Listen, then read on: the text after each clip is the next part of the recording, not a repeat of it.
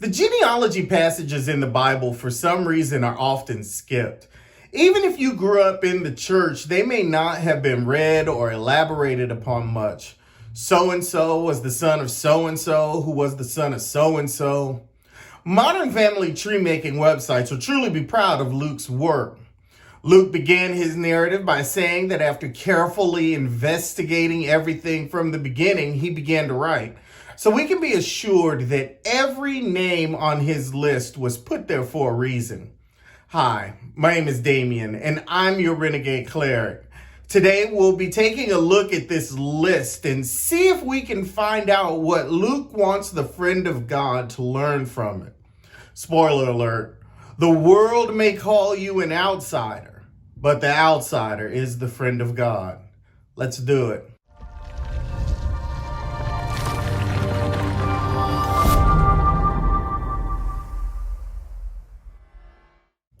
There are a couple genealogies in the Tanakh. One traces from Adam to Noah. The other one traces from Noah down to the 13 children of Jacob. In the Christian Bible, there are also a couple genealogies, but they both tell the family history of Jesus. Matthew traces from Abraham to Jesus. Luke traces from Jesus all the way back to Adam. Even though these four lists cover many of the same groups of people, there are some differences in them. When compared to the lists in the Tanakh, the one in Matthew and Luke don't record a name-for-name complete genealogy. Matthew and Luke don't even cover the same names compared to one another. They agree that Joseph was Jesus' stepdad, but Matthew says that Jacob was the father of Joseph, while Luke called Joseph the son of Heli. There are other differences, but this one gives us a reason to pause. A little closer investigation shows that the two genealogies differ from Joseph back to David, except for Zerubbabel and Salathiel. Early church leaders openly recognized the difficulty presented by Matthew and Luke. Justin Martyr in the 2nd century CE was one of the first to begin to suggest that Matthew's genealogy is the family of Joseph, while Luke's genealogy is the family of Mary. The Proto-Evangelium of St. James is also a very early text, and it says that Luke reported Mary's descendants. One of the more unique explanations I found for the differences between Matthew and Luke was from Julius Africanus in the 3rd century. To summarize his writing, Jacob, Joseph's father according to Matthew, and Heli, his father according to Luke, were born from two successive marriages of a woman named Esther, first with the descendant of Solomon, second with the descendant of Nathan. Therefore, Jacob and Heli were brothers, but of two different lines. If Heli died childless, then the Levirate law would allow Jacob to marry Esther to secure a descendant for his brother. That child, Joseph, would be naturally of Jacob, as Matthew stated, but legally of Heli, as Luke stated. In this way, any contradiction between their accounts could be eliminated. I don't know. That one is a bit strange. The point is the church has known about these differences from the beginning and never simply rejected the stories.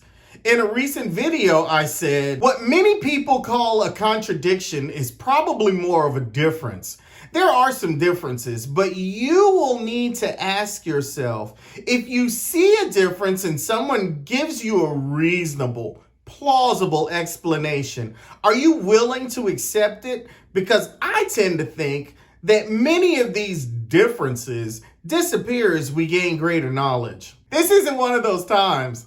I want us to sit in the uncomfortability of these differences.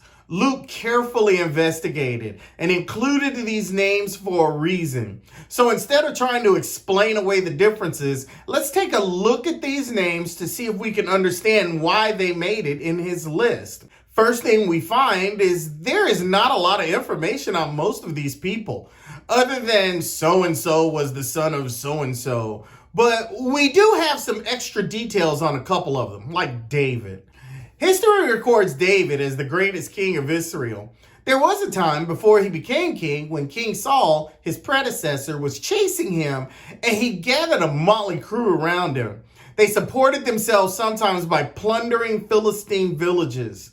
Plundering, meaning they stole by force in times of unrest and disorder from the Philistines. David committed one of the biggest scandals in the Tanakh when he had an affair with Bathsheba and had her husband killed to cover it up. Jacob, who was later known as Israel, deceived his father Isaac and stole his brother's inheritance. He had at least 13 children with 4 different women and suffered from family drama his whole life. It got so bad that one night Jacob literally, physically wrestled with the messenger of God all night.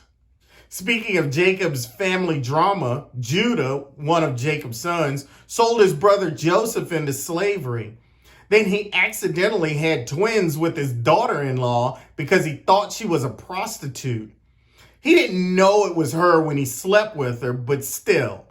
When he found out she was pregnant, he wanted to kill her until he learned the babies were his. The whole list isn't scoundrels and murderers. Like I said, most of the names are just names. I think that's the point Luke is trying to make. Jesus was a real person from a real family with real family problems, not that much different from ours. You see, that's the thing with family trees. If you look long enough, you will find that your tree produced some lemons, some nuts, and some bad apples. When people talk about their ancestry, they want to retell the tales of knights and doctors and wealthy landowners. People don't want to talk about the murderers and adulterers or the average Joes who just lived and had some kids and then died. It seems a bit strange that when people want to talk about you, they only remember about the Judahs and the Jacobs. You can't serve in a meaningful way because you have too many outlaws in your family. It's not that way with God. All people are important. Even if you are the scoundrel, you are important. There are no throwaway people in the world.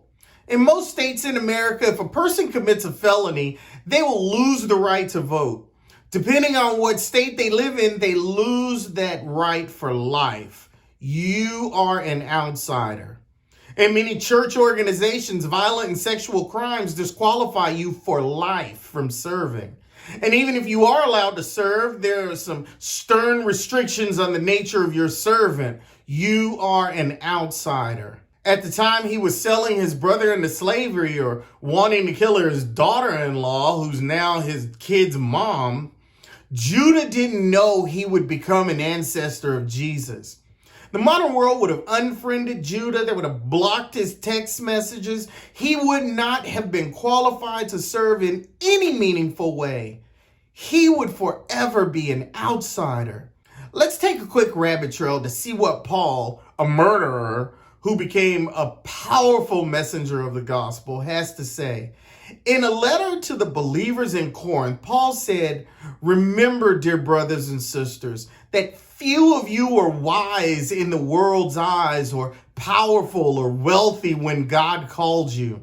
Instead, God chose things the world considers foolish in order to shame those who think they are wise. And he chose things that are powerless to shame those who are powerful. God chose things despised by the world, things counted as nothing at all, and used them to bring to nothing what the world considers important. As a result, no one can ever boast in the presence of God." So now what?